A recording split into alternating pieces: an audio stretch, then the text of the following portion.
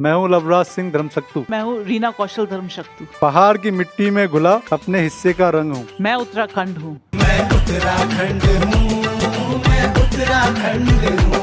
Presented by Alora's Melting Moments since 1953. मैं Everest वैसे 11 बार गया हूँ, सक्सेस हुआ मैं 7 बार। एक्चुअल जर्नी यदि आप कहेंगे माउंटेनियरिंग में तो एज ए पोर्टर मैंने जर्नी शुरू की थी, क्योंकि इतना पैसा आपके पास नहीं था। रिमोट एरिया से आता हूँ और बोना से मुनस्यारी रोड है 35 किलोमीटर पैदल। पिथौरागढ़ में मैं किराए में रहता था, फिर कॉन्ट्रैक्ट लेता था लेबलिंग करने का, फाउंडेशन डालने का, ऐसे छोटे छोटे काम। एक इंस्टीट्यूट खुल रहा है मुनस्यारी में, Pandit Nain Singh surveyor mountaineering training institute, उधर मैं ओएसडी हूँ। United Nations they want to highlight women in adventure, तो उन लोग ने मेरे को इनवाइट किया था। पंडित नैन सिंह रावत एक भारतीय होने के नाते, एक उत्तराखंडी होने के नाते जो योगदान था पूरे वर्ल्ड में, उन्होंने सबसे पहले तिब्बत का नक्शा बनाया, उन्होंने ब्रह्मपुत्र का खोज किया, उसको धीरे धीरे हम लोग भूल गए। तो आप तो वैसे भी पहाड़ चढ़ते रहते हैं, मैडम भी बाहर ही रहती हैं, घर पे कौन रहता है? ओजस अभी 10 ईयर का है और वाकई में ये कई बार अकेले रहता है। हाँ। कलाकार बच्चा है। क्या क्या कर लेते हो तुम? Climbing, table tennis, skating, martial art, swimming, ice skating. और तबला कौन बजाता है? डांस भी करते हैं। और ड्रम्स कौन बजाता है? मतलब ये आप लोगों ने कहीं कंप्यूटर पे अलग से प्रोग्रामिंग करी है इसकी? I think mix parents, mix breed, different states के हो गए हम लोग। जिंदगी एक खोज है, आप अपने आप को खोज रहे हो और अपने आप को पा रहे हो जैसे जैसे आप ट्राई करते हो। तो खासकर हमारे इंडिया में हम लोग अपने पोतों के बारे में सोचने की कोशिश करते हैं, अपने बारे में कम सोचते हैं, अपने रिस्क उठाते हैं, तो वो फिर जैसे मैं पहुंच गया ऐसे पहुंच जाते हैं। जो रिस्क नहीं उठाते फिर शाम को खाली सब्जी लेके आते हैं। बस वही। सब्जी तो अभी भी लानी पड़ती है। मतलब आज 7 बार माउंट एवरेस्ट चला गया, पद्मश्री हो गया, लेकिन सब्जी तो लानी है। ओहो रेडियो पर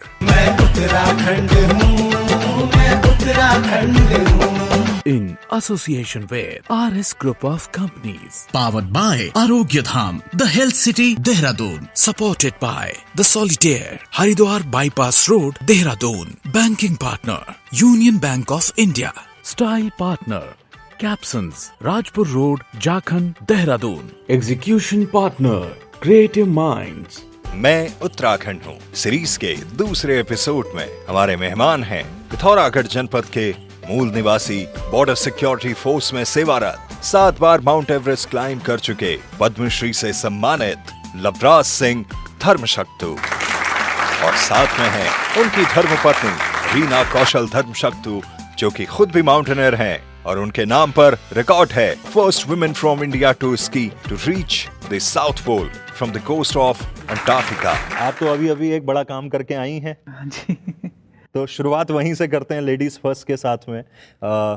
क्या वो बड़ा काम था जिसके बारे में बात कर रहा हूँ? यूएन कुछ हेल्प कर रहा है और वो चाहते हैं कि महिलाएं आगे आएं इस क्षेत्र में, थोड़ा सा बताइएगा please. Actually I am a mountaineer and outdoor educator, और अभी एक इंस्टीट्यूट खुल रहा है मुनस्यारी में, Pandit Nain Singh surveyor mountaineering training institute, उधर मैं ओएसडी हूँ जी।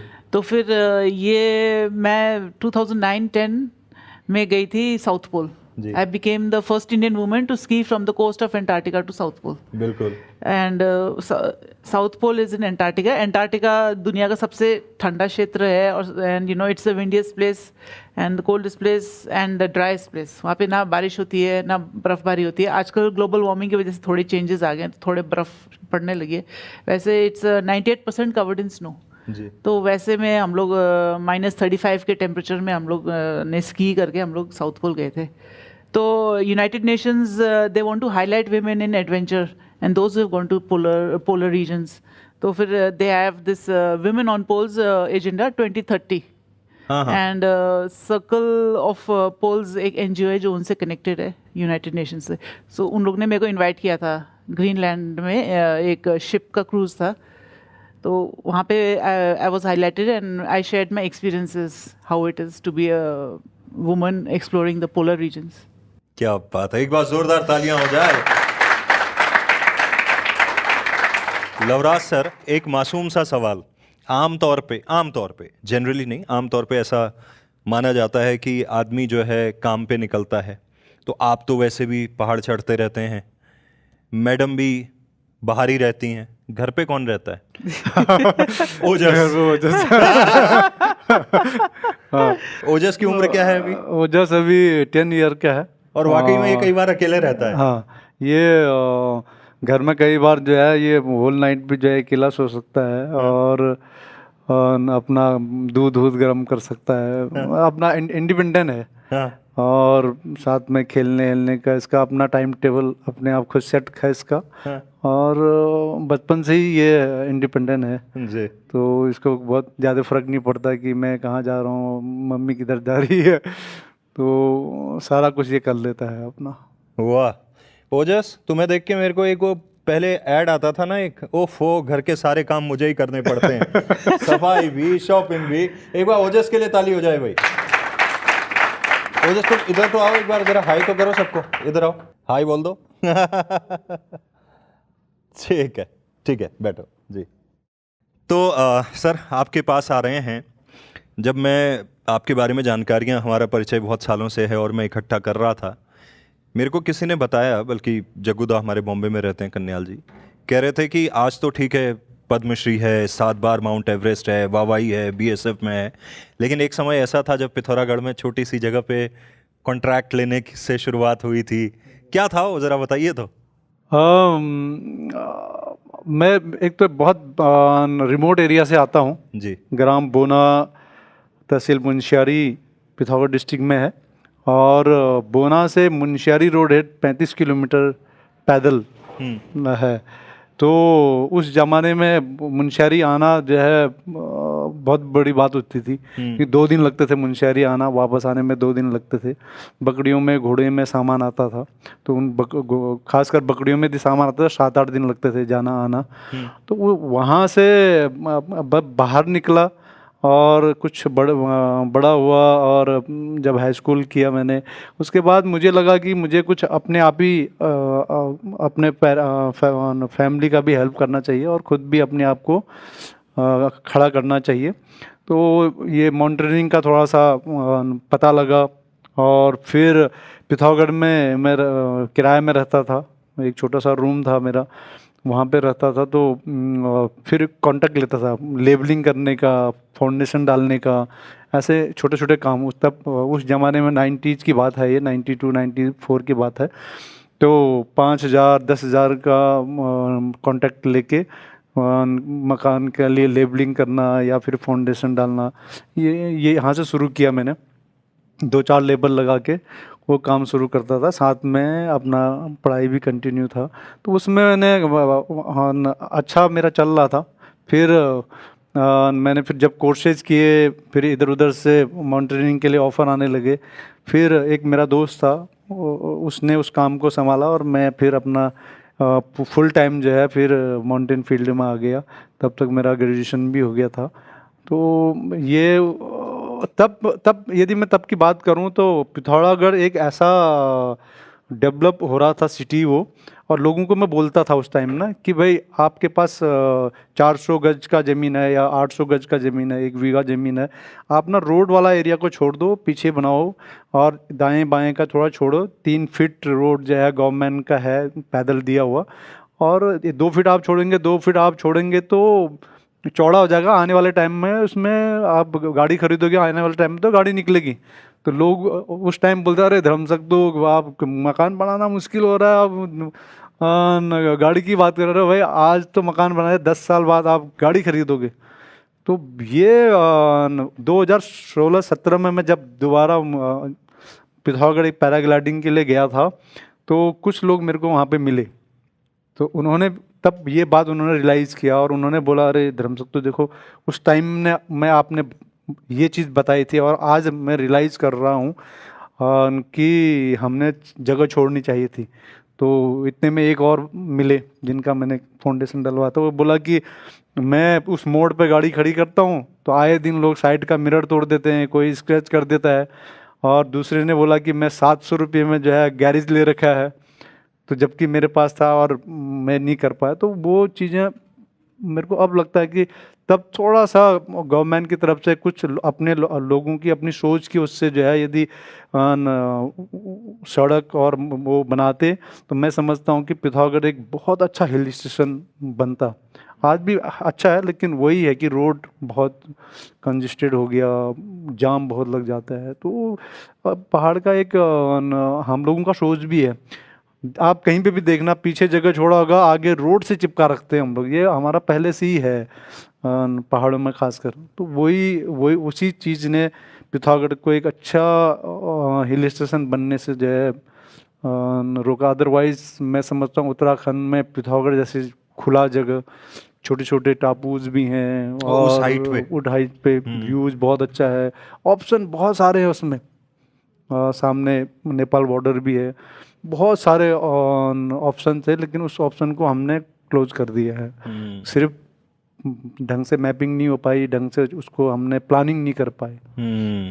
ये एक सोशल रिस्पॉन्सिबिलिटी वाली बात भी है जो सर बताना चाह रहे हैं। मैम ने एक जिक्र किया अभी पंडित नैन सिंह रावत का। आज तो हम गूगल के ज़माने में हैं, जहाँ गूगल मैप से हम रास्ते ढूंढ लेते हैं। उस ज़माने में तो गूगल का जी भी नहीं था, लेकिन उस ज़माने में वो पैदल चल के वहाँ तक पहुँच गए, और वो उनका कंट्रीब्यूशन एक भारतीय होने के नाते, एक उत्तराखंडी होने के नाते आप क्या समझते हैं? मेरे ख्याल से हम लोग उनको ना, उनका जो योगदान था उनका, पूरे एक तरफ से देखा था पूरे वर्ल्ड में, उन्होंने सबसे पहले तिब्बत का नक्शा बनाया, उन्होंने ब्रह्मपुत्र का खोज किया। बहुत उस जमाने में देखा जाए तो बहुत बहुत बड़ा वो एक जो है सर्वेयर थे, और उसको धीरे धीरे हम लोग भूल गए। आज तो मेरे ख्याल से बहुत ही कम लोग उनको जानते हैं, और उनकी पीढ़ी को यदि आज देखा जाए तो बहुत ही दैनिक स्थिति है। जिस आदमी ने इतना बड़ा काम किया, और उस आदमी का 4th 5th जनरेशन जो है, संविदा में भी नहीं कहूँगा मैं, उसी इंस्टीट्यूट में काम करे, तो दुर्भाग्य की बात है। जिस आदमी को नेशनल जोग्राफिकल अवार्ड मिला सबसे पहले, और सर्वे ऑफ इंडिया में कभी आप जाएंगे तो वहाँ पे म्यूजियम में उनका सारा डाटा लगा हुआ है उनके, और उन्होंने जिससे मैपिंग किया था वो सारा इंस्ट्रूमेंट है। और आज भी बोलते हैं कि बहुत कम वेरिएशन है। आज जो जिस टेक्नोलॉजी से आज मैपिंग होता है, और उस ज़माने में जिस टेक्नोलॉजी से उन्होंने मैपिंग किया था, तो बहुत कम वेरिएशन है बोलते, तो ये अपने आप में एक बहुत बड़ी बात है। पर उसको थोड़ा सा हम लोग भूल गए, और मैं समझता हूँ कि उसको हमें दोबारा जो है उसने जिस हिसाब से काम किया, उसको एजुकेशन में, नए जो बच्चे उभर के आ रहे हैं उनको एजुकेशन के एक पार्ट उसको बनाना चाहिए, उसका एक चैप्टर होना चाहिए उसका, उसने जो योगदान दिया था उस ज़माने में। तो एक मैं समझता हूँ कि वो एक थोड़ा सा हम लोग उसमें पीछे रहे। तो अभी भी वहाँ पे जो उत्तराखंड गवर्नमेंट ने अभी जो पहल किया, और एक बहुत अच्छा इंस्टीट्यूट वो बन रहा है, वहाँ पे बन चुका है, अभी वो शुरू होना बाकी है। हालांकि विंटर गेम वहाँ पर शुरू है, और अभी माउंटेनियरिंग भी शुरू होगा। तो बहुत अच्छा पहल था ये उत्तराखंड गवर्नमेंट का, कि उनके नाम पे जो है एक इंस्टीट्यूट बन रहा है, और वहाँ पे आने वाले टाइम में हज़ारों बच्चे जो है विंटर गेम से जुड़ेंगे, माउंटेनियरिंग एडवेंचर स्पोर्ट्स से जुड़ेंगे। बिल्कुल। तो वहीं पे मैम स्पेशल ड्यूटी पे हैं उसी इंस्टीट्यूट में? हाँ जी, वो अभी बिल्डिंग तैयार हो गई है, अभी बस हमने वहाँ पर स्टार्ट करना है जी। एडवेंचर कोर्सेज, माउंटेनियरिंग कोर्सेज सारे करना है। तो आप वैसे, आपकी पैदाइश दिल्ली की है? नहीं, मैं दार्जिलिंग में पैदा हुई थी। मेरे अच्छा। पापा आर्मी ऑफिसर थे। हाँ। तो दार्जिलिंग उनको पसंद आया, फिर दार्जिलिंग में मैं बड़ी हुई, और पैदा तो मैं हुई थी बरेली में। अच्छा। मेरे मम्मी के घर। हाँ। और सर से मिलना कैसे हुआ आपका? ये मैं पहाड़ पे तो नहीं मिले थे? पहाड़ में ही मिले थे। अच्छा। हाँ जी, ये लेह में मैं किसी एक्सपीडिशन में जा रही थी, और ये वापस आ रहे थे, तो फिर हम लोग के कॉमन फ्रेंड थे, उनके थ्रू मुलाकात हुई थी वहाँ पे। और कई बार मेरे को लगता है ना कि बोलते हैं ना कि जोड़ी ऊपर से बन के आता है करके, तो मेरे को थोड़ा सा, मैं अपने आप में ये मानता हूँ मैं कि ये वास्तव में जोड़ी ऊपर से बन के आता है। इंडियन माउंटेनियरिंग फाउंडेशन धौलाकुआं में है, साउथ कैंपस के पास में, और वहाँ मैं ऑलमोस्ट हर वीक में 4-5 दिन वहीं पे होता था।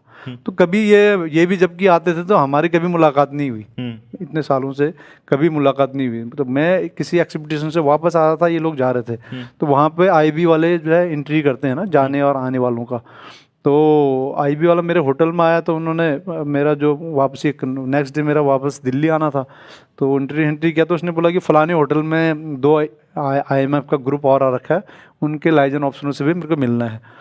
तो मैंने कहा मैं भी शाम को आऊँगा, तो मैं भी शाम को चला गया वहाँ पे। काफ़ी देर मैंने वेट किया, ये लोग कहीं घूमने गए थे, वेट किया तो ये लोग आए नहीं। फिर मैंने कहा छोड़ो अब चल पड़ते हैं वापस। जैसे मैं वापस गेट पे पहुँचा था, ये लोग वहाँ से आ रहे थे, तो जो इनका टूर ऑपरेटर था वो मेरा काफ़ी पुराना दोस्त था, मेरे को नहीं मालूम था कि वो भी यहाँ पे आ रखा है, उसी का ग्रुप है। तो वो फिर मेरे जानने वाले थे, वो तो फिर काफ़ी गले गले मिले और ये वो, और इनके साथ जो एक सेकंड लाइजन ऑफिसर था वो भी अपने उत्तराखंड का ही अरविंद बिस्ट था, तो वो भी मेरे पुराने दोस्त थे। तो हम लोग मिले, फिर इन्होंने बोला चलो कौवा पीते हैं। फिर वो कौवा पिया, और मेरे ख्याल से इनसे तो मेरी बात भी नहीं हुई, अच्छा। खाली हेलो हाय उतना ही तक ही सीमित था। वहाँ से फिर वो मिलने के बाद जब मैं वापस दिल्ली आ गया, 1 महीने बाद ये भी जब वापस आए, तो फिर हमारी मुलाकात हुई। ये सामान जमा करने आ रखी थी, मैं वैसे गया था, मुलाकात हुई, फिर 1-2 बार और वैसी मुलाकात हो गई। तो ऐसे करके हमारे कई मुलाकातें हुई, और आज यहाँ पे पहुँचे उसके बाद। आज यहाँ से यहाँ पहुँच गए। यहाँ पहुँच गए। तो ये इसलिए ऐसा लगता है मुझे ना, जी। तो जोड़ी ऊपर से बन के आता है। आपसे अगर पूछूं, जब पहली दफ़ा आप माउंट एवरेस्ट 92 में, 98 में 8 में गए, कितना ठंडा लगता है वहाँ? ये कैसी फीलिंग कैसी होती है पहली बार की? फीलिंग मैंने 89 से मैंने शुरू किया था माउंटेनियरिंग, और उसके बाद मैंने काफ़ी पीक्स के कोर्सेज किए। फिर नेहरू माउंटेनियरिंग इंस्टीट्यूट में भी मैं इंस्ट्रक्टर रहा था, उत्तरकाशी में। फिर बॉम्बे से एक टीम जा रही थी एवरेस्ट के लिए, जिन्होंने उस टाइम सुमो जिन्होंने बनाया था, टाटा के कंपनी के जो एम्प्लॉय ने सुमो गाड़ी जिन्होंने बनाया था, वो थोड़ा बहुत माउंटेनियरिंग करते थे, कुछ ट्रैकिंग भी करते थे। तो उन्होंने टाटा को एक प्रपोजल दिया कि भैया इसके नाम पे जो है, सुमो के नाम पे हम लोग एवरेस्ट प्लान करते हैं। तो पूरी इंडिया में सुमो घूमी, और इंडियन फ्लैग में जो है सारे स्टेट के चीफ मिनिस्टर, गवर्नर, सबके साइन हाइन करवा के, आम लोगों का भी साइन करा के बहुत बड़ा फ्लैग लेके जाने का प्लान था वहाँ। तो उसको ट्रेनिंग देने का मौका मिला, और फिर उनको ही लगा कि यार कि हमें इनको भी लेके जाना चाहिए, इनका फिजिकल, इनका ट्रेनिंग देने का या व्यवहार जो भी उनको अच्छा लगा, और फिर वो मेरे को साथ में ले गए। तो मेरे लिए वो एक टर्निंग पॉइंट भी था, और बहुत अच्छा मेरे लिए चांस था वो, क्योंकि एवरेस्ट के लिए, एवरेस्ट भी बहुत एक्सपेंसिव गेम है एवरेस्ट जाना अपने आप में, और उस टाइम में खासकर। तो मेरे को वो चांस मिला, और लकीली जो है मैं सबमिट किया मैंने, और 2 लोगों ने हमने सबमिट किया, एक टाटा का सुरेंद्र चौहान था, उसने सबमिट किया, एक मैंने सबमिट किया। तो नॉर्थ साइड से एवरेस्ट चढ़ना वास्तव में काफ़ी मुश्किल है, और उस टाइम में खासकर तब जो है सब कुछ करना पड़ता था, रोप भी लगाना पड़ता था, लोड फेरी करनी पड़ती थी, इक्विपमेंट भी बहुत ज़्यादा अच्छे नहीं थे। तो हमने क्लाइंबिंग की, और 20 तारीख को जो है मैं एवरेस्ट के टॉप में था, 9:30 बजे चाइनीज़ टाइम के अनुसार, चाइना साइड, तिब्बत साइड से गया था मैं, चाइना साइड से। और वो एक्सपीरियंस कहेंगे तो मैंने बोला ना कि मैं, वो टर्निंग पॉइंट था मेरे लिए वो। और बहुत बहुत सारी चीज़ें मैं जब सबमिट करने के बाद, जब मैं नीचे सेफ जोन में पहुंच गया, तो मैं तब तक तो जब आप टॉप में होते हैं फर्स्ट बार खासकर, तो आपको कुछ ज़्यादा याद नहीं होता, क्योंकि आप थोड़ा सा डरे भी होते हैं, बहुत ज़्यादा आप दाएं बाएं देख भी नहीं पाते हैं, प्लस हवा बहुत तेज़ है, ठंड तो है ही, -20-25 डिग्री माइनस रहता है टेम्परेचर, और पहली बार है, और दूर दूर तक आपको माउंटेन दिखता है, और टाइमिंग का भी आपको कैलकुलेशन करना होता है। तो तब इतना वो नहीं, जब आप थोड़ा नीचे आते तब आप सोचते हैं उस चीज़ के बारे में, ये ऐसा ऐसा गया था मैं, ये था वो था। तो वो मेरे लिए एक मतलब उसको उस फीलिंग को एक्सप्लेन करना बड़ा मुश्किल है। पर जब धीरे धीरे मैं दोबारा 3 बार, कई बार जब मैं गया, तो अब मेरे को पता है कि कितना टाइम लगता है, क्या लगता है। अब मैं लोगों को बताता हूँ कि भाई फलानी जगह ये होगा, ये होगा। तो अब काफ़ी एक्सपीरियंस हो गया, उस एक्सपीरियंस का मैंने लोगों को जो है सिखाने की कोशिश की, लोगों को बताता हूँ। और आज काफ़ी लोग ऑलमोस्ट एवरी डे 5 6 4 फ़ोन आते रहते हैं मेरे को नए लोगों का। कोई बेसिक कोर्स कर रहा होता है, कोई एडवांस कोर्स कर रहा होता है, वो इंस्टीट्यूट से उनको नंबर मिलता है, वो बात करते कैसे जाऊँ, कैसे करूँ, क्या फ्यूचर है आने वाले टाइम में। तो बड़ा अच्छा लगता है मुझे भी। ये जो माउंटेनर होते हैं और एवरेस्ट जैसी पीक्स पे जाना, मतलब कुछ लोग कहते हैं कि यार हिम्मत चाहिए, दम चाहिए। जैसे मैं ये समझना चाह रहा हूँ, अंडरस्टैंड करना चाह रहा हूँ कि मेरे को ध्यान है, एक बार मैं बीर बिलिंग गया पैराग्लाइडिंग करने, तो ठीक हो गया, ऊपर उड़े, सामने वहाँ धर्मशाला के वो दिख रहे थे। तो मैंने पूछा ये सामने क्या है, उसने कहा ये। मैंने कहा भाई उतार दे नीचे वो जो। और जब मैं नीचे उतरा 20-25 मिनट में 10 मिनट तक तो उठा ही नहीं मुझे। मैंने कहा मैं जिंदा कैसे आ गया नीचे, और दोबारा मेरी कभी हिम्मत नहीं हुई। लेकिन ये जो क्या चाहिए होता है, करेज, अंदर से क्या वो भावना होती है जो कहती नहीं एक बार और, चलो 2 हो गया फिर तिबारा, ये कैसे? ये यदि मैं इतने सालों से मैं माउंटेनियरिंग कर रहा हूँ, और कई बार अपने आप को मैंने कोसा भी, कई बार अपने आप को कि भाई नेक्स्ट बार बिल्कुल ही नहीं आऊँगा, छोड़ दूंगा ये वो। क्योंकि एडवर्स कंडीशन जब होता है ना, तब आपको बड़ी परेशानी होती है। टेंट लगाना है, ऊपर से हवा चल रही, हाथ ठंडा हो रहा है, अब आपके ये यहाँ पे पूरा जम जाता है, बर्फ़ जम जाता है। आपके एक दाढ़ी है तो उसमें बर्फ़ आइस बनने शुरू हो जाता है, हाथ काम नहीं कर रहा है, और ठंड बहुत है। तो ऐसे टाइम में, या फिर आप बहुत ज़्यादा थक गए हैं, फटीगनेस आती है, तो तब बोलते हैं कि नहीं, नेक्स्ट टाइम तो नहीं आना है मैंने। और जब वापस अचीव करके आप आते हैं, या अचीव नहीं भी होता है, वो डजेंट मैटर, उसको कोई मैं बहुत ज़्यादा वो नहीं लेता। और जब हम वापस बेस कैंप आते हैं, बेस कैंप से रीपैकिंग करके जब हम रोड एंड में आते हैं, तो फिर लगता है कि नहीं यार, नेक्स्ट बार एक प्लान और करते हैं। ये अंदर से आता है। और दूसरा, पहले पहले ऐसी था, धीरे धीरे मेरा ये रहा कि मैं इन्वायरमेंट से भी जुड़ूं, और लोगों को भी जो है इस फील्ड में इंकरेज करूं, और लोग आए इस फील्ड में। और इन्वायरमेंट पे मैंने फिर काम करना शुरू किया, और काफ़ी मैंने गार्बेज कलेक्ट किया, कुछ डेड बॉडीज कलेक्ट किए, कुछ लोगों को इसके बारे में बताया कैसे गार्बेज कलेक्ट करना चाहिए। तो अब उस फील्ड में मैं ज़्यादा इन्वायरमेंट के, क्लाइंबिंग के साथ साथ इन्वायरमेंट को भी मैंने अभी जोड़ा हुआ है। तो हम लोग मैं बीएसएफ में, बॉर्डर सिक्योरिटी फोर्स में, और हमारी बीएसएफ की एक अपनी बहुत अच्छी टीम है जो यहीं डोईवाला में रहती है। और बहुत जल्दी हम लोग मनासलू एक्सपीडिशन जाने वाले हैं, जो वर्ल्ड का 8th हाईएस्ट पीक है। और तो हम लोग जब भी किसी भी एक्सपीडिशन में जाते हैं, वो इंडिया में जाते हैं या नेपाल में कहीं पे भी जाते हैं, तो हमारा एक मकसद रहता है कि हम कुछ पुराने जो एक्सपीडिशन ने छोड़े हुए जो गार्बेज हैं, उसको हम उठा के लाएं, और प्रॉपर जगह में उसको रिसाइकलिंग के लिए, या फिर उसको दे लोगों को, गवर्नमेंट को, उसको प्रॉपर उसको डिस्पोज ऑफ करें। तो वो हमारा एक मकसद है। तो उसको आजकल हम लोग कर रहे हैं, और लोगों को भी हम बताते हैं इसके बारे में। आपने जैसे इनको पूछा है कि what is it that drives you to go to these places, तो इसमें मेरे को लग रहा है कि एक बहुत ही इंपॉर्टेंट चीज़ है वो fun factor has to be there. If you are not having fun, अगर आप एंजॉय नहीं कर रहे तो फिर कोई फायदा नहीं उधर जाने का। आजकल बहुत सारे यंगस्टर्स लोग भी बोलते हैं कि हमारे को जाना है इधर, एडवेंचर करना है, एवरेस्ट चढ़ना है, हाई पिक्स। तो फिर मैं तो पहले उनको यही एडवाइस देती हूँ, पहले आप एक बेसिक कोर्स कर लो, पहले आप छोटे मोटे आपके घर के आसपास जो पहाड़ियाँ हैं उनको चढ़ लो, उसके बाद आप डिसाइड करना कि आपने आगे कुछ करना है कि नहीं। ये जो एक डिस्क्राइब कर रहे हैं ना कि उस समय हम लोग basically we are feeling lonely, hungry, angry, tired, ये सब फीलिंग होती है और लगता है कि हम नहीं आएंगे। तो इस टाइप के फन को बोलते हैं टाइप 2 फन। टाइप 2 फन होता है जो कि लगता है कि ये मेरे को रिपीट नहीं करना, अब बस हो गया। लेकिन जब हम उसके बारे में जब बाद में सोचते हैं ना, जब खत्म हो चुका होता है, तब एक फीलिंग आती है कि मैंने कितना अचीव किया, बहुत मज़ा आया।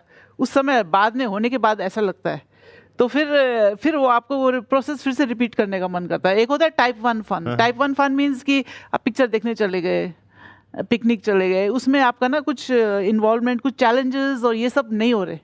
लेकिन जो टाइप 2 फन है, ये आपको, क्योंकि आप फुली इन्वॉल्व हैं उसमें ना, माइंड, बॉडी एंड सोल सब कुछ है, चैलेंजेस हैं, और उसके बाद आप उसको ओवरकम कर रहे हैं। तो वो जो है ना, वो आपको जो हाई होता है ना, उससे वो आपको रिपीट करने का मन करता है बार बार बाद में, चाहे कुछ भी हो जाए। आपके पास ही आ रहा था मैं। जो लड़कियां हैं, लेडीज़ हैं, महिलाएं हैं माउंटेनियरिंग और एडवेंचर स्पोर्ट्स में, उनका अभी कितना पार्टिसिपेशन हुआ है? पीछे हमने एक बच्ची को, सविता को खोया। बहुत बार होता है कि जब इस तरह की चीज़ें होती हैं तो शायद पेरेंट्स कहते होंगे देखो हमने मना किया था, या बहुत सारे लोग ऐसे उदाहरणों को ज़्यादा उठा लेते हैं कि देखो ऐसा हो गया तो। इनसे कैसे बाहर निकलें जो इस फील्ड में आना चाहते हैं? और अभी क्या रेशियो है अगर मेन वुमेन की बात करें, लगभग कितने आदमी पे कितनी महिलाएं अभी जा रही हैं, इस फील्ड में आ रही हैं? आई मीन एग्जैक्ट रेशियो तो मेरे को नहीं पता, लेकिन मैं इतना तो ज़रूर देखती हूँ जब ये कोर्सेज होते हैं, माउंटेनियरिंग कोर्सेज, एडवेंचर कोर्सेज, तो उसमें गर्ल्स अगर 60 का होगा अगर बैच, तो उसमें गर्ल्स होंगी 15 या 20 होंगी। अच्छा। बाकी बॉयज़ ही होते हैं, ज़्यादातर बॉयज़ होते हैं, लड़कियां लोग कम ही होती हैं। मेरा भी पर्सनली एक दो बार तो मेरे को अलाउ कर दिया था जाने को ये माउंटेनियरिंग कोर्सेज के लिए।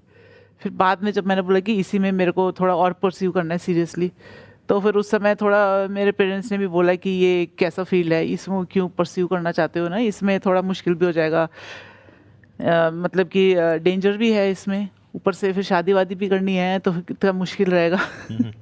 क्योंकि आफ्टर ऑल वो लोग, पेरेंट्स लोग का यही है कि एक अच्छा करियर हो बेटी का और एक अच्छे घर में शादी भी हो जाए, तो उसमें उनको लगता है कि इस टाइप के अनकन्वेंशनल चॉइस है ये ना, तो इसमें थोड़ा मुश्किल रहेगा। तो फिर ये है कि अगर आप कोई सा भी फील्ड, मेरे ख्याल से कोई सा भी फील्ड आप परस्यू करें, लेकिन उसमें आपको आपके पेरेंट्स का, आपके फैमिली का, आपके हस्बैंड, उनको सपोर्ट लेना उनका बहुत ज़रूरी है, तभी आप उसमें काफ़ी आगे बढ़ सकते हैं। और हस्बैंड सेम फील्ड में हो तो बढ़िया हो गया फिर और तो। भी अच्छा है। मेरा खुद अपना एक्सपीरियंस है। मेरे साथ के लोग थे या मेरे से भी सीनियर थे, बहुत अच्छे माउंटेनियर थे और वो बहुत अच्छा कर सकते थे इस फील्ड में, और वो कर भी रहे थे। आफ्टर मैरिज जो है उनके वाइफ ने दबाव डाला कि नहीं अब आप नहीं करेंगे। और कुछ हमारे फोर्स में भी थे जो क्लाइंबिंग में आए आफ्टर मैरिज, उनका भी था कि नहीं अब नहीं जाएंगे आप। तो ऐसा तो कुछ मेरे है। आपके जो बड़े भाई हैं वो भी तो बहुत अच्छा थे। हाँ, वो भी बहुत अच्छे क्लाइंबर थे मेरे भाई साहब, और वो भी बहुत अच्छा कर सकते थे। पर उनका भी आफ्टर मैरिज वही था कि फैमिली की तरफ से प्रेशर आता है कि नहीं नहीं अब हो गया, बहुत हो गया, आप छोड़िए। पर मैं लकी हूँ थोड़ा कि मैंने अभी तक इसको कंटिन्यू रखा है।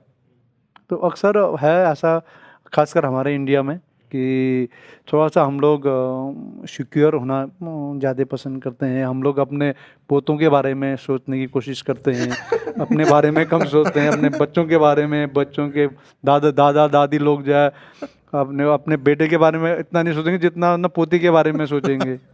तो वो ऐसे होने से तो यार थोड़ा सा हम लोग जो है इनसिक्योर फील करते हैं अपने आप को।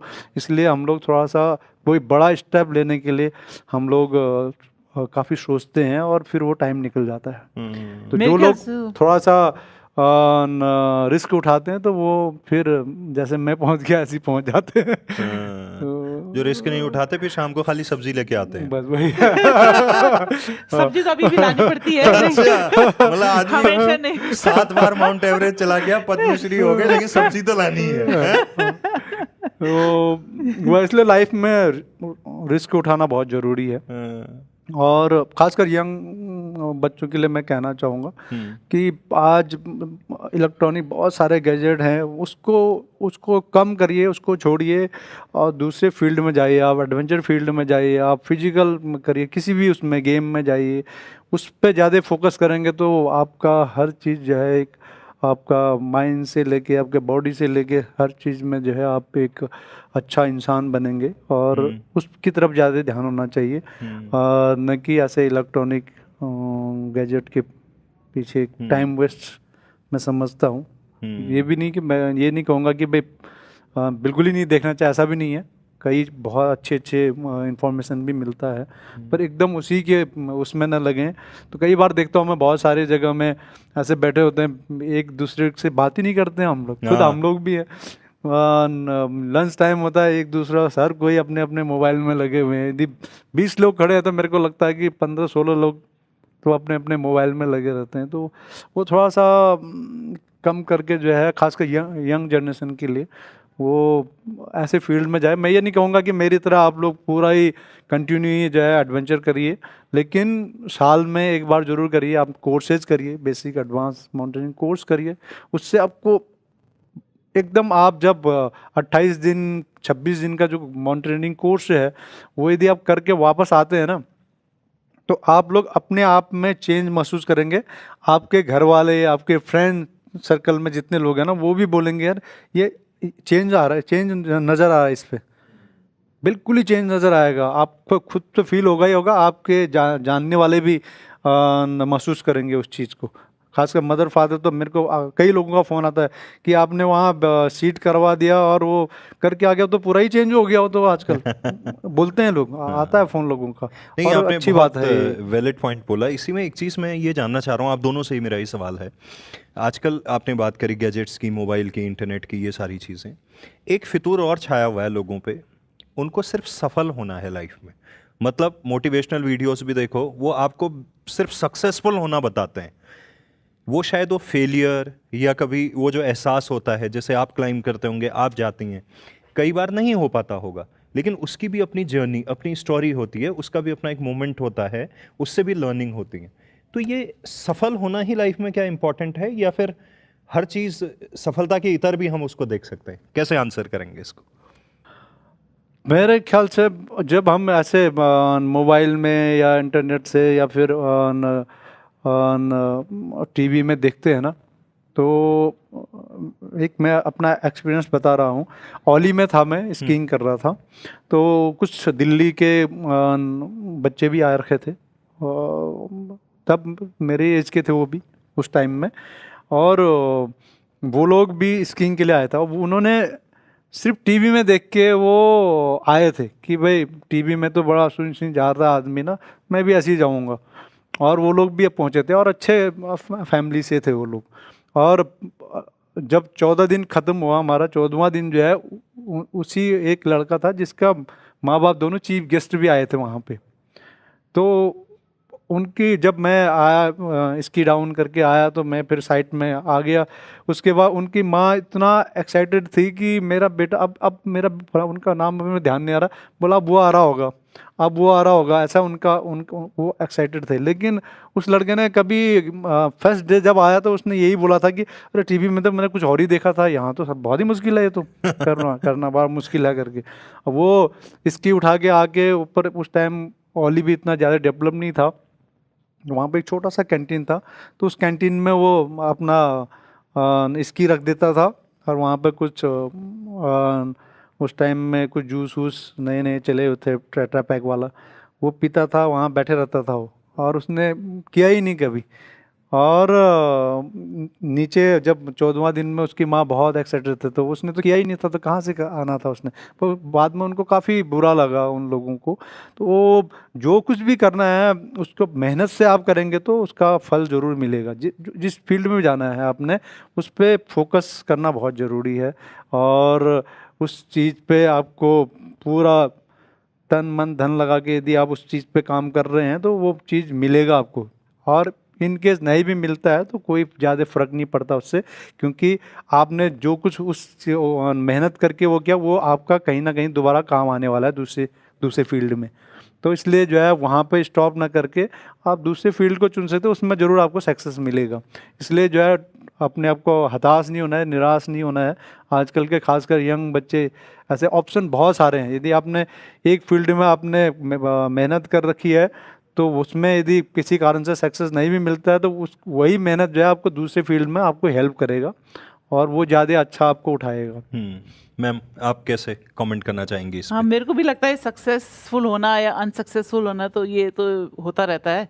और एक्चुअली क्या है कि जो लोग अनसक्सेसफुल होते हैं ना, बड़े बड़े एम्बिशन, ये गोल्स वगैरह में, उन लोग को ज़्यादा याद रखती है दुनिया। जैसे कि अब स्कॉट थे, ये साउथ पोल जा रहे थे, तो ये नहीं जा पाए पहले, और इनका काफ़ी लोग मर गए। और उससे पहले रॉल चले गए, रॉल एमंडसन, ये साउथ पोल पहले चले गए, दक्षिण ध्रुव। तो लेकिन आजकल की भी इनको, स्कॉट को ज़्यादा याद रखते हैं लोग, because they love tragic heroes, the world loves tragic heroes. और अगर जैसे देखा जाए, ये 1924 ना, मैलरी एंड अर्विंग, ये 2 माउंटेनियर्स थे दुनिया के बहुत ही फेमस, बहुत ही सक्सेसफुल यंग एंटरप्राइजिंग माउंटेनियर्स। ये लोग गए थे माउंट एवरेस्ट। तो दुनिया की एक ये बहुत ही बड़ी रहस्यमय बात है कि ये लोग ऊपर पहुँचे कि नहीं पहुँचे, टॉप तक, माउंट एवरेस्ट के ऊपर तक पहुँचे कि नहीं, ये भी एक मिस्ट्री है है। आज तक। लेकिन वापसी में ये दोनों मर गए।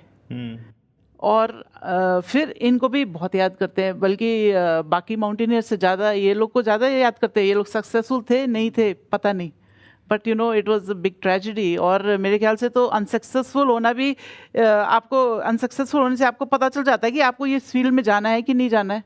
शायद कुछ और ही है आपके लिए, कुछ और भगवान ने सोच रखा है, या आपकी एबिलिटीज़ क्वालिफिकेशंस कुछ और आपको कहीं और पुकार रही हैं। तो ट्राई तो करते रहना चाहिए। अनसक्सेसफुल सक्सेसफुल, ये इसी से तो आप सीखोगे कि ये अगर आप सक्सेसफुल हो गए तो आपको लगेगा कि हाँ, जैसे कि मैं पहली बार जब मैं वो पीक चढ़ी थी तो फिर मुझे लगा कि पहले मेरे को डाउट था कि मैं करना चाहती हूँ नहीं चाहती, लेकिन मेरे को इट वाज कॉलिंग मी ना, अननोन, ये चीज़ें अननोन जगह मेरे को बुला रही थी। तो मैं गई और फिर मैं उसमें सक्सेसफुल रही। पहला स्टेपिंग स्टोन था मेरा। फिर मेरे को लगा कि हाँ, ये तो बड़े मज़े आ रहे हैं, इसको और करती हूँ। फिर और करते करते आहिस्ते आहिस्ते चलते रहे, आगे आगे बढ़ते रहे। और कुछ लोग थे मेरे साथ जो कि बेस कैंप में ही रह गए। जो हमारा जो बेसिक माउंटेनियरिंग था, बेस कैंप से आगे बढ़े ही नहीं, और बढ़े कि कभी भी नहीं आएंगे वापस, हमने कुछ और सोचा था। लेकिन उनको वो है कि उनको पता चल गया कि ये नहीं करना, हमने कुछ और करना है। तो वो एक जिंदगी एक खोज है, आप अपने आप को खोज रहे हो और अपने आप को पा रहे हो जैसे जैसे आप ट्राई करते हो। तो वाह, जिंदगी एक खोज है भाई, तालियां। ये बढ़िया लाइन दे दी आपने। तो अब कुछ सवाल हमारे ऑडियंस यहाँ पे बैठी हुई है, उनके कुछ क्वेश्चंस ले लेते हैं। एक बार जरा माइक आप पहुंचा दीजिए।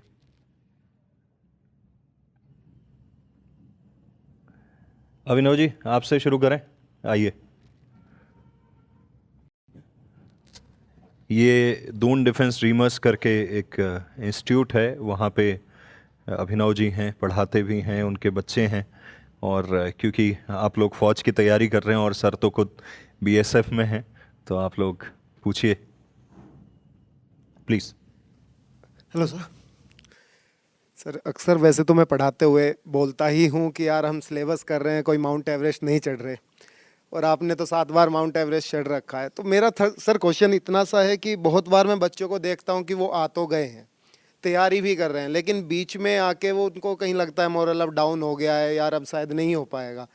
ये फेस आपके भी साथ ज़रूर हुआ होगा जिस समय आप माउंटेनिंग या माउंट एवरेस्ट के लिए जा रहे हैं। कुछ चैलेंजेस आए होंगे कि शायद आगे होगा नहीं होगा, तो उस फेज़ को कैसे आप कवर करते हैं, कैसे आप गाइड करेंगे? वह यदि मैं आपको कहूँ तो मैं एवरेस्ट वैसे ही 11 बार गया हूँ, अच्छा। अलग अलग रूट से, और सक्सेस हुआ मैं 7 बार, है ना। तो उस सक्सेस मैंने मेहनत पूरी उसमें की थी, हर टाइम में मेरी मेहनत थी, और कुछ कारणवश जो है मैं नहीं कर पाया।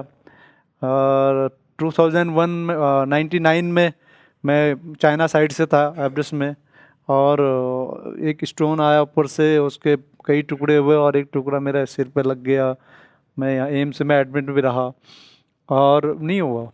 फिर 2001 में फिर एक नया रूट पे गए हम लोग चाइना साइड से ही, और उस रूट पे आज भी एक वो अनक्लाइम फेस है, ईस्ट रिज, और उसमें हाईएस्ट पॉइंट तक पहुँचे। और कुछ हमारी प्लानिंग, एक तो पहली बार जा रहे थे तो नहीं पहुँच पाए टॉप तक। फिर 2015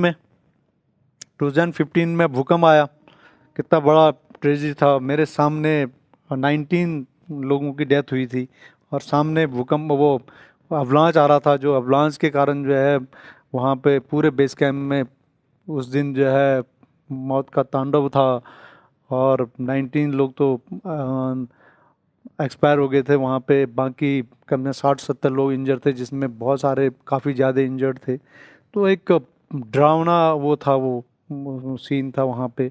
और फिर कोरोना के टाइम में 2021 में फिर मैं एवरेस्ट में था, और कोरोना के कारण वहाँ से वापस आना पड़ा।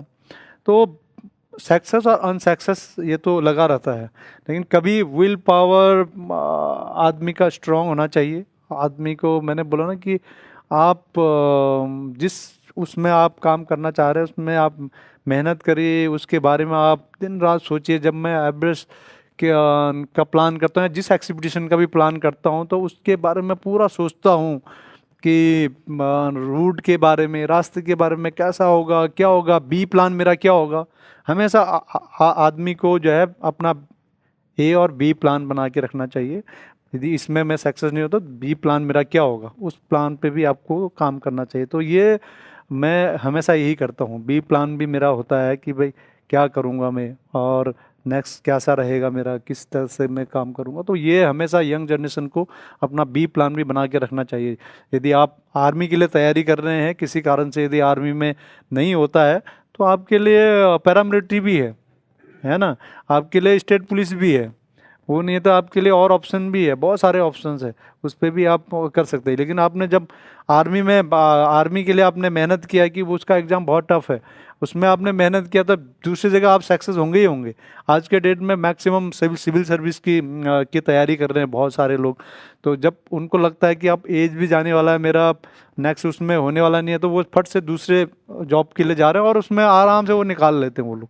तो इसीलिए कह रहा हूँ कि आप दिल लगा के करिए, और जिस गोल को आपने पाना है, यदि उसमें नहीं भी हो रहा तो बी ऑप्शन जो आपने रखा उसमें आप 100% सक्सेस रहेंगे। तो मेरा यही मानना है। बढ़िया। कोई और सवाल स्टूडेंट्स में से कोई? एक छोटा सा सवाल मेरा मैम से है। भी मैम ऐसा हुआ है कि एनडीए में गर्ल्स को भी एंट्री दी गई है, और ये अभी ऐसा हो रखा है कि पेरेंट्स गर्ल्स को डिफेंस के लिए भेजने में उतने सहज महसूस नहीं कर रहे हैं। और आपने तो एक ऐसा करियर चुना, और वो इतने समय पहले चुन लिया जो शायद ही उस समय काफ़ी चैलेंजिंग रहा होगा। तो आप उन पेरेंट्स को क्या कहना चाहेंगे कि हाँ भाई, थोड़ा भरोसा दिखाइए, गर्ल्स को आगे भेजिए। वो भी फेस जुड़ा हुआ है इंडिया के साथ कि वो गर्ल्स को इस तरह के जो फील्ड हैं, बॉर्डर लाइन हो गया या कुछ भी अलग हो गया, उसको भेजते हुए थोड़ा अपने आप को सहज महसूस नहीं करते हैं। ऐसे पेरेंट्स के लिए आप कुछ बताओ। हाँ, मेरे ख्याल से तो इंडियन आर्मी में होना it's a matter of big pride, है ना, कि इसमें आप अपने देश की सेवा करेंगे, प्लस आपको एक जो करियर मिलेगा वो एक रेगुलर 9 to 5 जॉब नहीं रहेगी। बहुत इंटरेस्टिंग रहता है, आपको कई चीज़ें करनी पड़ती हैं उसमें, एडवेंचर भी करना पड़ता है, ऑफिस का काम भी करना पड़ता है, हर चीज़ जैसे कि आपका जो इक्विपमेंट्स वगैरह ये सब कुछ चेक करना पड़ता है। तो लाइफ बहुत इंटरेस्टिंग रहती है, और इसमें आपको आगे प्रमोशंस के चांसेस बहुत हैं, और आपके बढ़ने के चांसेस बहुत हैं। तो मेरे ख्याल से तो इंडियन पेरेंट्स को इसके अंदर इसमें इनकरेज करना चाहिए अपने बेटी को, क्योंकि जो कॉन्फिडेंस जो उनमें आ जाता है ना, और जो उनकी जो अलग से जो पर्सनैलिटी दिखती है, they stand out, they are outstanding. वैसे तो मेरा भी शौक था एक बार कि मैं भी जाना चाहती हूँ, लेकिन फिर कुछ क्वालिफिकेशंस बहुत हाई थी जब पहली बार उन्होंने इसमें डिफेंस में लेडीज़ लोग को रखा था, तो बहुत क्वालिफिकेशंस मांग रहे थे। तो उस हिसाब से मेरी क्वालिफिकेशंस नहीं बैठती थी। फिर भी लेकिन मेरे को एडवेंचर फील्ड में जाने को मिल गया, तो थोड़ा बहुत वो किया जो मैं करना चाहती थी। बढ़िया जी, आप पूछना चाहते हैं प्लीज़। सर मेरा सवाल ये है कि आपने कहा 2 प्लान होने चाहिए, ए और बी। सर अगर जो ए नहीं होता है तो सर जब बी में जाते हैं सर, जो मोरल डाउन होता है कि ए नहीं हुआ बी कैसे होगा, सर मोरल जो डाउन होता है सर उसको कैसे हैंडल करें, उसको कैसे टैकल करें? देखो, मैंने वही बोला ना, सिविल सर्विस के लिए जो तैयारी करता है वो बाद में जब दूसरे जॉब के लिए जब वो करता है तो उसके लिए काफ़ी इजी हो जाता है, क्योंकि उसने इतनी मेहनत कर रखी है आगे। उसमें किसी कारण से इंटरव्यू में रह गया या किसी मेरिट में रह गया, कई होते हैं इस तरह। तो हमारे आजकल खासकर जो है, जो सिविल सर्विसेज में उनका एज बार है या फिर किसी कारण से नहीं हो पा रहा है, उनको लग रहा है कि नहीं हो रहा है, वो आप पैरामिलिट्री फोर्स की तरफ बढ़ रहे हैं, और बहुत सारे लोग आ रहे हैं पैरामिलिट्री में। तो पैरामिलिट्री का एग्ज़ाम और सिविल सर्विस के एग्ज़ाम में काफ़ी डिफरेंट है। तो वो इजीली जो है यहाँ पे अपना निकाल सकता है।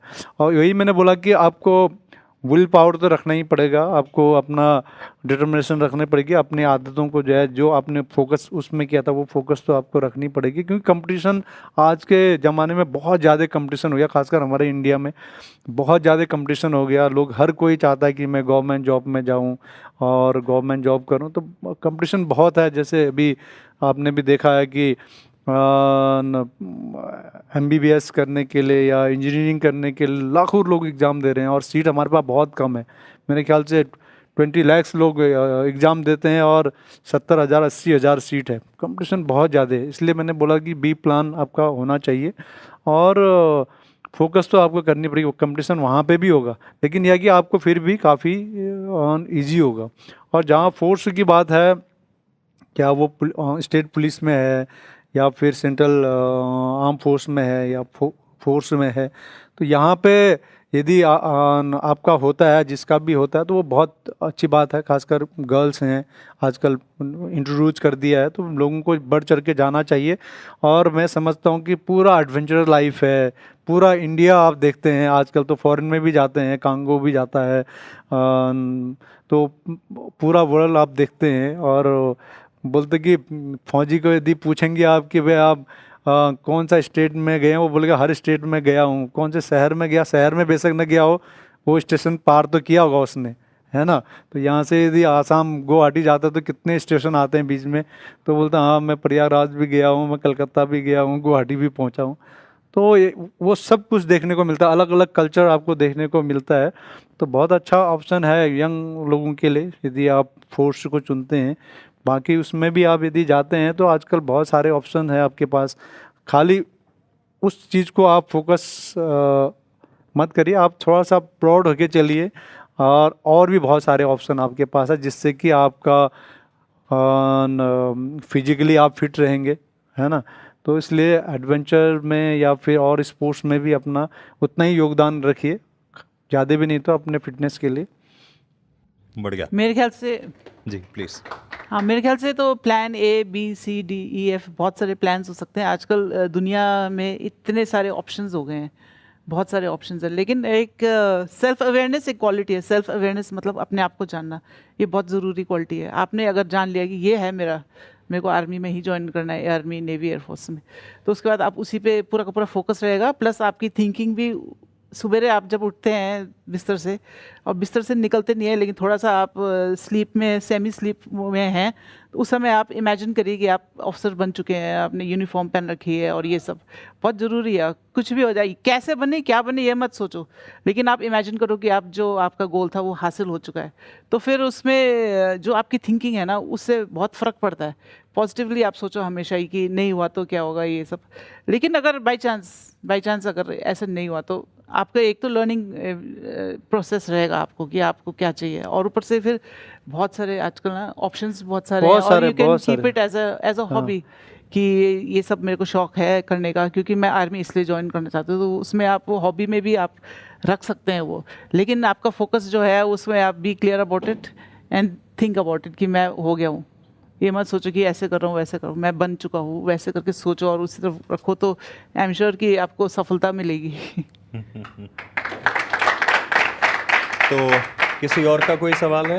अच्छा मैं इंट्रोड्यूस कराना चाह रहा हूँ मोहित जी को। आप लोगों ने देखा होगा, ये एरीज है अपना, क्या कहते हैं, मुक्तेश्वर में, तो वहाँ पे पोस्टेड हैं। थोड़ा सा आप अपने बारे में प्लीज़ सर को। नमस्कार सर, आपका जीवन हम सब के लिए प्रेरणा है। तो मेरा परिचय बहुत छोटा सा है, नाम मोहित जोशी है। एरीज आर्यभट्ट प्रेक्षण विज्ञान शोध संस्थान एक ऑब्जर्वेटरी है जिस पर टेलीस्कोप्स लगी हैं, उससे हम नाइट स्काई को देखते हैं। तो मैं खुशी से कह रहा हूँ कि आज की तारीख में हमारे संस्थान के पास भारत देश का सबसे बड़ा ऑप्टिकल टेलीस्कोप लगा हुआ है। Very good. ये केबीसी में भी गए थे। जरूर आएंगे आपके पास, आएंगे मेरे पास, और मैं चाहता हूँ आप आएँ, क्योंकि आप जैसे लोग ना हमें सीख देते हैं। तो ये एक छोटा सा मेरा परिचय था, एक छोटा सा परिचय काव्य भाई ने दे दिया मेरा आपको। मेरा प्रश्न ये था आपसे कि आपने 90s में आप बता रहे थे कि पिथौरागढ़ जो कि हमारा एक दूरस्थ क्षेत्र है, आज उस समय भी दूरस्थ था और आज भी उसके कई हिस्से दूरस्थ हैं। उस समय का जो वहाँ का युवा का जीवन था, उसकी सोच थी, और आज लगभग 25-30 साल बाद जब आप उस क्षेत्र को देखते हैं, क्या बदलाव देखते हैं आप क्षेत्र में, और क्या बदलाव आप युवा की मानसिक स्थिति में देखते हैं? थोड़ा अगर आप बताएं तो। अभी तब जो है युवा काफ़ी, मैं कहूँगा कि तब जब बिंदास होते थे, बिंदास थे लोग ना, कोई बहुत ज़्यादा जॉब के पीछे भी नहीं भागते थे, मेहनत बहुत करते थे सभी लोग, बहुत ज़्यादा वो नहीं रखते थे कि भाई हो गया ठीक है, नहीं होगा दूसरा ऑप्शन तीसरा ऑप्शन, ये भी था, बहुत ज़्यादा ऐसे वो नहीं सोचते थे। अब अपना हर चीज़ में उनका फोकस होता था, गेम भी खेलते थे, स्कूलों में जो एक्टिविटीज़ होता था वो एक्टिविटीज़ भी में भी भाग लेते थे और फुल एंजॉय भी करते, पढ़ाई के टाइम में पढ़ाई भी करते थे। और जैसे मैं बोल रहा हूँ, मैं चाहे कॉन्ट्रैक्टर का काम भी किया, फिर मैं यदि एक्चुअल जर्नी यदि आप कहेंगे माउंटेनियरिंग में, तो एज ए पॉटर मैंने जर्नी शुरू की थी माउंटेनियरिंग फील्ड में। सबसे पहले मैं एज ए पॉटर गया था, हाई एल्टीट्यूड पॉटर के रूप में क्लाइंबिंग के लिए, क्यों मेरा इंटरेस्ट था वो। इसलिए मैं, क्योंकि इतना पैसा आपके पास नहीं था और किसी टीम को ज्वाइन करने के लिए, क्योंकि उसमें बहुत खर्चा आता है, तो स्टार्टिंग मैंने कहा चलो मैं पॉटर से शुरू करता हूँ।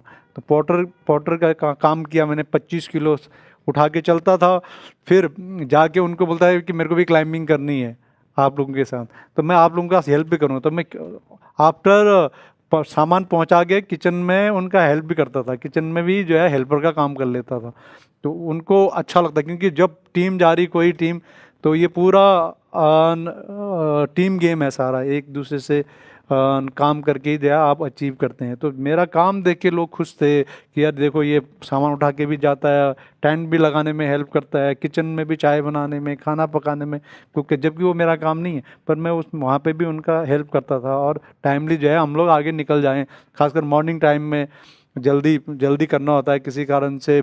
उस टाइम स्टोव होते थे, कैरोसिन इतना अच्छा नहीं आता था, स्टोव ज़्यादा तक काम नहीं करता था टाइमली, तो लेट भी हो जाते थे। तो एक बंदे का कंट्रीब्यूशन बहुत बड़ा रहता था, तो लोग पसंद करते थे, लोग फिर लोगों को रिकमेंड भी करते थे, अरे वो फलाना है उसको ले जाओ साथ में।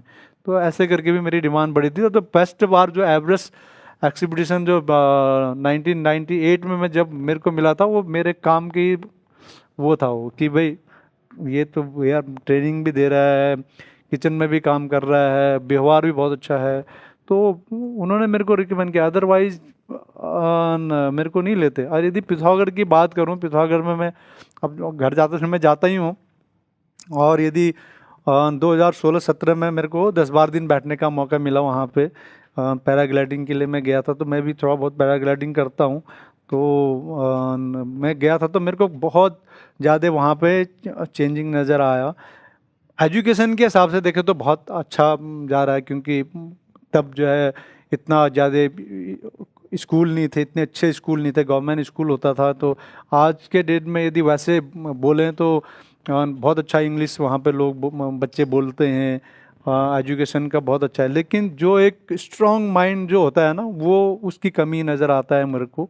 और कुछ दूसरे फील्ड में गलत लाइन पे लोग चले गए हैं। आजकल सोशल मीडिया का ज़माना है, कुछ ड्रग्स की तरफ काफ़ी मेरे को, इवन मुंशियारी में भी मैंने देखा, अभी काफ़ी अचानक ही हुआ, ये अचानक ही 2-4-5 साल में ये अचानक ही दिखने को मिला है हमें, पहले ऐसा कभी भी नहीं था।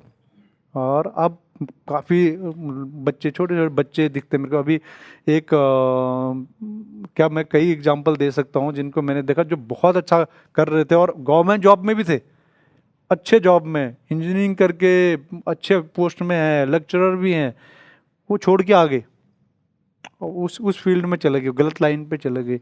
तो इसके लिए थोड़ा सा हमारे जैसे आपके एनजीओज है, ऐसे एनजीओज के थ्रू गवर्नमेंट और थोड़ा सा जो सोशल लोग हैं, इनके थ्रू जो है अवेयरनेस लाने की ज़रूरत है, इस फील्ड में कंट्रोल करने की ज़रूरत है। आजकल पहाड़ों में थोड़ा सा मेरे को ये चीज़ें चेंज नज़र आ रहा है। तो ये इसका मेन कारण भी है कि आजकल सोशल मीडिया बहुत ज़्यादा एक्टिव है, उससे भी लोग इस फील्ड में ज़्यादा जाने की कोशिश कर रहे हैं। आदमी ईजी चीज़ ढूंढ रहा है आजकल ना, ईजी शॉर्ट वे जो बोलेंगे ना, वो ज़्यादा उसकी तरफ जा रहे हैं। तो एजुकेशन में भी जो है बहुत ज़रूरी है कि हमें इस तरह से बीच बीच में मोटिवेशनल टॉक रखना चाहिए, खासकर एजुकेशन फील्ड में जो भी काम कर रहे हैं। स्कूलों में अच्छे मोटिवेशनल लोगों को लाना, अच्छे खिलाड़ी जो हैं, जैसे अभी वर्ल्ड में जो है खेल के आया है, गोल्ड मेडल लेके आ रखा है नीरज चोपड़ा, ऐसे इस टाइप के खिलाड़ियों को, इस टाइप के लोगों को लाके बच्चों को मोटिवेट करे, तो मेरे ख्याल से लोग अच्छे दिशा में जाएंगे। और सबसे बड़ी बात है कि आज गेम की तरफ भी जो है रुझान होना चाहिए स्कूलों का। आजकल बहुत सारे स्कूल हैं जिनके पास ग्राउंड ही नहीं है, तो वो भी एक कारण है फिर ग्राउंड में खेलेगा बच्चा तभी थोड़ा थकेगा तो नींद आएगी। अब ग्राउंड में है ही नहीं, कोई एक्टिविटीज ही नहीं है तो नींद कहाँ से आना, फिर वो उसी में जाएगा, मोबाइल में, सोशल मीडिया में। तो इसलिए फिजिकल वर्क भी बहुत ज़रूरी है। बिल्कुल। तो अब ऐसा करते हैं, बहुत देर से एक छोटा सा बच्चा यहाँ बैठा हुआ है जिसमें मेरी कम से कम 1 घंटे से नज़र है और उसकी मोबाइल पे नज़र है और वो सोच रहा है ये बात किसकी हो रही है। ओजस, क्या लगता है किसकी बात हो रही है? आ जाओ, एक बार आ जाओ मम्मी पापा के बीच में, आओ आओ। मैं आप लोगों से इसको, ये बड़ा कलाकार बच्चा है, कोई नहीं, मोबाइल भैया को दे दो, आ जाओ। मैं चाहता हूँ इसको मैं आपको इंट्रोड्यूस कराऊं ताकि 10-20 साल बाद जब ये लाइफ में कुछ जलवा कर देगा आप कहोगे यस हम जानते हैं इसको। मैं गारंटी दे रहा हूँ ना इसकी। आ जाओ, बैठो वहाँ, बैठो बीच में, इसको माइक दे दो यार, वो आओ। तो ये लवराज सर और इना मैम का बच्चा है। अब ओजस अपने बारे में बताएगा ये क्या क्या नहीं कर पाता है। अच्छा, अब वो बता दो कि क्या क्या कर लेते हो तुम। क्या क्या कर लेता हूँ? हाँ बोलो। अगर मार्शल आर्ट्स, हाँ, टेबल टेनिस, क्लाइंबिंग, स्केटिंग। अच्छा जोर से बोलो एक बार, शुरू से बोलो। हाँ हाँ। Climbing, table tennis, skating, martial art और स्विमिंग और आइस स्केटिंग एक्सेट्रा। और तबला कौन बजाता है? तबला बजाता हूँ। और डांस कौन करता है? डांस ही करता हूँ। और ड्रम्स कौन बजाता है? ड्रम्स तो नहीं।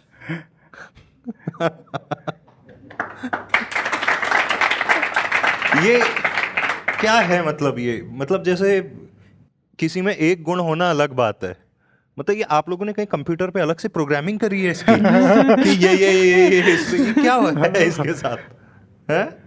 ये बचपन से ये काफ़ी एक्टिव था और मुझे था नहीं। काफ़ी हर चीज़ में ना इसको जल्दी कैच कर लेता है ये।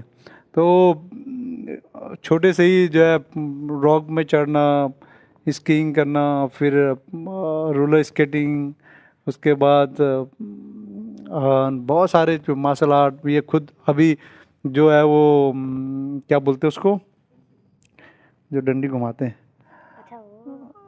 बहुत अच्छा ये मैं देखा था मैंने फेसबुक पे उसको कर सकता है मार्शल आर्ट के साथ। और ये अपने आप ही करता है, जो भी करता है। हमने कोई बहुत ज़्यादा इसको वो नहीं है। इसने बोला मेरे को तबला सीखना है, मैंने कहा ठीक है। तबला लाया और एक ट्रेनर रख दिया और इसने तबला शुरू कर दिया और अच्छा तबला बजाने लगे। ऐसी और चीज़ भी है। स्कीइंग में इसको स्कीइंग करना है, मनाली ले गए और स्कीइंग करना शुरू किया। मार्शल आर्ट के लिए इसने बोला मेरे को मार्शल आर्ट करनी है, मार्शल आर्ट का टीचर से इंट्रोड्यूस कराया और अच्छा मार्शल आर्ट भी कर लेता है। तो वो बड़ा जल्दी पिकअप कर लेता है। वैसे आज ही बल्कि यहाँ आने से पहले मैं इसको लेके गया था टेबल टेनिस खिलाने, तो वहाँ पे भी जो इसके कोच हैं वो भी किसी और पेरेंट्स के उसको बोल रहा था कि इस लड़के को देखना आने वाले 1-2 महीने के अंदर जो है ये यहाँ पर सबको वो कर देगा, ये पीछे कर देगा। इसका जो सोचने का तरीका है, बॉल को किधर डालना है, वो ये बहुत ज़्यादा फास्ट कर सकता है। वो उसका उनका बोलना था। तो ये एक तरफ से इसका अपना वो है। हमने बहुत ज़्यादा वो नहीं है, पर पेरेंट्स को कोशिश करनी चाहिए। जैसे मैं कह रहा हूँ कि पेरेंट्स को अपने बच्चों को टाइम देना चाहिए और जो हम दे रहे हैं इसको। मेरे ख्याल से, हाँ जी, मेरे ख्याल से जब ये लॉकडाउन था और पहले भी हम लोग को ऑप्शंस देने चाहिए अपने बच्चों को। ये स्कूल से आए, फिर तैयार मतलब चेंज किए कपड़े, लंच वंच करके, फिर उसके बाद या तो फ़ोन में घुस गए या फिर लैपटॉप में घुस गए या टीवी देखने लगे। तो हम ऑप्शंस देंगे उनको कि ठीक है आने के बाद में इतने बजे से इतने बजे ये क्लासेस हैं, या फिर मार्शल आर्ट्स रहेगा, फिर तबला रहेगा। तो हम लोग ने भी अपनी तरफ से कोशिश करी कि ये थोड़ा बिजी रहे ताकि इसका ध्यान उस तरफ नहीं जाए, क्योंकि ये तो एक नेचुरल टेंडेंसी है कि जो इजी चीज़ है, जो सामने अवेलेबल है ना, उसमें मज़ा भी आता है देखने के लिए ना। टाइप 1 फन, जैसे मैंने कहा था, टीवी देख रहे हो, उसमें ज़्यादा कोई चैलेंज नहीं है, देख रहे हो बस, और उसी में ढल गए आप, तो फिर वो थोड़ा मुश्किल है। तो फिर आपको एज अ पेरेंट आपको ये ऑप्शन देना बहुत ज़रूरी है बच्चे को, कि थोड़ा आप टाइम दे रहे हो और प्लस ये ऑप्शन दे रहे हो कि हम लोग ना भी हो तब भी इसकी क्लासेस हैं तो इसको तो करना ही पड़ेगा। तो और उसमें फिर इसका डेवलपमेंट भी होता है। और एक और चीज़ मैं बताना चाहूँगी कि I think mix parents, mix breed है ये, मिक्स ब्रीड डिफरेंट स्टेट्स के हो गए हम लोग, तो उससे ना मैं जितना दूर के रहे ना उतना अच्छा रहता है ऑफस्प्रिंग के लिए, मतलब जो बच्चे होते हैं तो उनका थोड़ा मिक्स ब्रीड में ठीक रहता है। अभी तो इसके बाल कटे हुए हैं, 3 साल पहले जब ये जस्टिन बीबर लुक में था अपने हाँ रात को इसने जो डांस किया है वहाँ, बाप रे बाप। याद है तुम्हें टेरेस पे है जब फर्स्ट टाइम मिले थे हम? बहुत जबरदस्त है ये, इसको इसकी शक्ल उतार लो आप लोग हैं। ये तो अभी नेक्स्ट क्या है, नेक्स्ट और क्या सीखना है, और किस में मन लग रहा है आजकल? अभी ये अभी बोलता है कि जैसे अभी मार्शल आर्ट का कुछ दिनों से वो इसका सर जो है वो थोड़ा बिजी है, तो अभी 3-4 दिन पहले बोल रहा था कि नहीं अब ना उसको बुला दो, मार्शल आर्ट वाले को बुला दो। तो ये खुद भी इंटरेस्टेड है हर चीज। क्लाइंब वगैरह, रस्सी वगैरह पेड़ पे चढ़ जाता है। एक दिन मैं देख रहा है इसका वो जो ये होते हैं छोटी रिवर होती है ना, उसमें काई लगती है, तो ऐसे मूंछ बना रखी इसने, उससे दाढ़ी बना रखी अपने, ऐसे घूम रहा है। तो बड़ा उस तरह का है। जैसे हमारे बीएसएफ में ऑब्स्टिकल बने हुए ना, फोर्स के लिए ऑब्स्टिकल बने हुए हैं, दीवार लगा हुआ है, गड्ढा है, मंकी रोप लगे हुए हैं, वर्टिकल रोप लगा हुआ है, सब कर देता है ये। मतलब जो हमारे जवान भी देखते हैं कि खासकर वॉल है जो, उसको अच्छे खासे पार नहीं कर पाते हैं, ये आराम से पार कर देता है उसको। वर्टिकल रोप में जाके मंकी क्रॉलिंग करके उस साइड से नीचे उतर जाता है, और वो भी बहुत फास्ट। तो वो सब जितने भी फोर्स का जो एक्टिविटीज़ है फिजिकल का, वो सारा ये आज ही जो है कंप्लीट कर देता है बहुत फास्ट। तो घर में आपके इसके चक्कर में कभी झगड़ा तो नहीं होता कि मतलब जैसे होता है ना, जैसे एक व्यक्ति हो, अब आप दोनों तो माउंटेनियर हैं, एडवेंचर स्पोर्ट्स वाले हैं, कि आपने कहा बाप पे गया है, उन्होंने कहा माँ पे गया है, झगड़ा तो नहीं हो जाता? ऐसा नहीं है, पर इसका नेचुरल टैलेंट है। जैसे वो मैं बता रहा हूँ कि ऑब्स्टिकल जितने भी है ना, ये खुद करता है, हमने कभी नहीं सिखाया इसको, या इसने थोड़ा बहुत देखा होगा वहाँ पे हमारे कैंपस में करते हुए, और ये खुद ये कर लेता है, कोई ट्रेनिंग नहीं। खासकर वर्टिकल रोप में तो टेक्निक चाहिए पूरा ही, और मंकी क्रॉलिंग के लिए भी टेक्निक चाहिए। ये टेक्निक इसको कहाँ से इसने खुद ही लिया, monkey है। खुद ही वो कर लेता है। और चलो थैंक यू एक बार ओजस के लिए तालियां। आ जाओ आप इधर बैठो, हैं माइक भी ले जाओ। हो गया तुम्हारा आज का, हो गया। अभी फिर बुलाएंगे तुम्हें 2-4-5 साल में।